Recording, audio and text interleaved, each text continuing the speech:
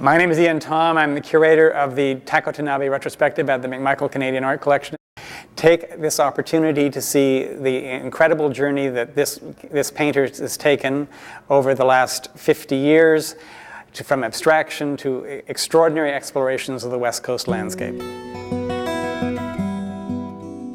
This is the very first time that I've had a retrospective survey that covered more than a very short period of span of years. So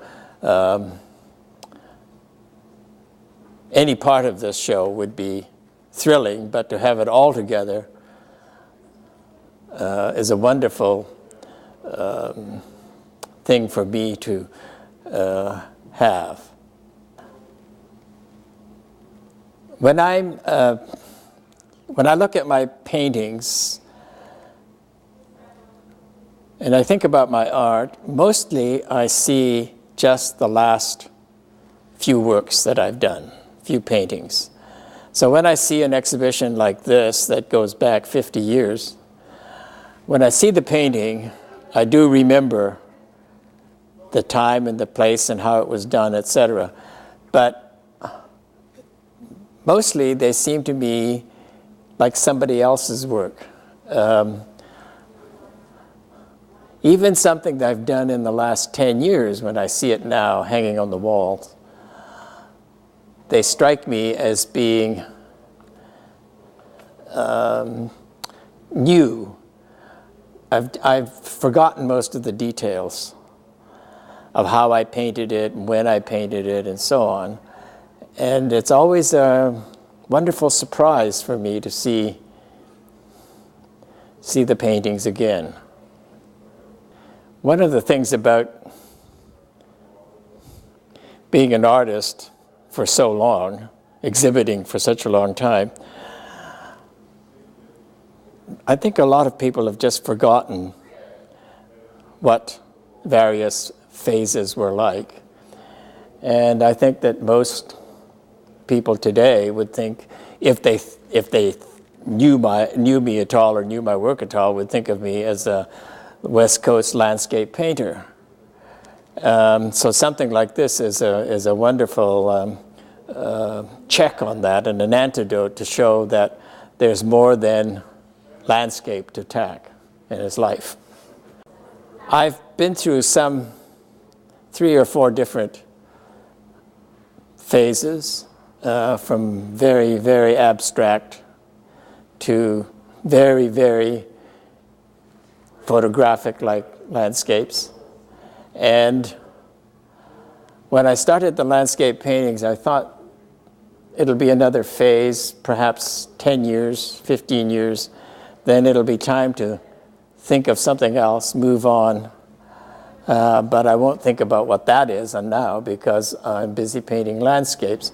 And suddenly 35 years has gone by. But lately I have thought about moving on, if that's the right phrase. Going on to something past landscape, and I don't know what that is.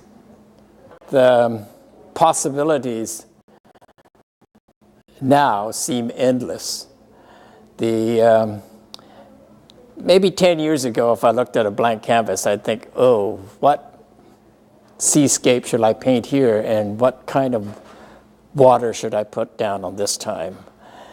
But now, lately, when I've put down the white canvas and stare at it, I think of other possibilities.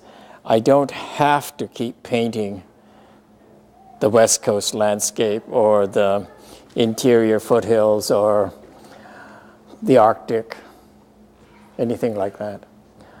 I think the possibilities are still, they're not not infinite, but there's still a few places I think I'd like to go.